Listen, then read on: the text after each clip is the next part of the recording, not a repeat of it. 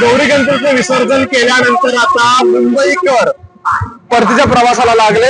सध्या रत्नागिरी रेल्वे स्टेशनवरती मी आहे आणि इथं सध्या मुंबईला जाण्यासाठी ही गर्दी आपल्याला दिसते आहे। ही जी ट्रेन आता आलेली आहे ती हॉलिडे स्पेशल आहे। सावंतवाडीवरून आलेली ही ट्रेन अगदी CSMT पर्यंत म्हणजे छत्रपती शिवाजी महाराज टर्मिनस पर्यंत जाणार आहे आणि आता ही ट्रेन पकडण्यासाठी गर्दी झाली आहे। अर्थात 7 दिवस मुंबईकर कोकणात आले, बाप्पाची मनोभावे सेवा केली आणि त्यानंतर आता ते परत एकदा मुंबईला चाललेले आहेत। जर आता आपण बघितलं तर ही गर्दी कळते।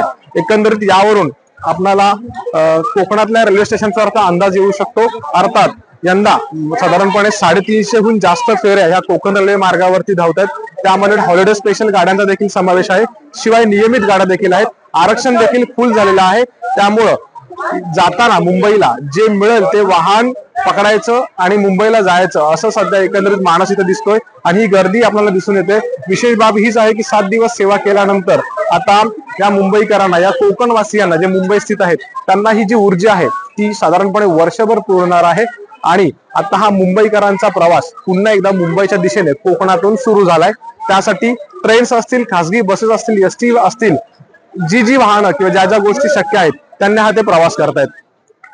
कॅमेरामन महबूब शेख सह अमोल मोरे, ABP माझा, रत्नागिरी। ABP माझा, उघडा डोळे बघा नीट।